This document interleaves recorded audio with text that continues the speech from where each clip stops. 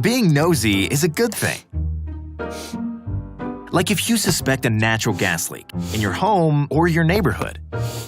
It can give off a funny smell, kind of like rotten eggs. It can also produce a hissing sound, a hazy white mist, bubbles in standing water, or blowing dirt. If you notice any of these signs, get outside quickly. Don't touch switches, light a match, or even use the phone. This could produce a spark and cause an explosion. Once you're safely outdoors, call 911 or your natural gas provider immediately.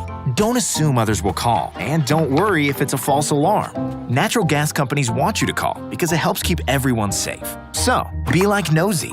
Smell, look, listen, and leave. Then call 911 or your natural gas provider. Being nosy can keep you safe.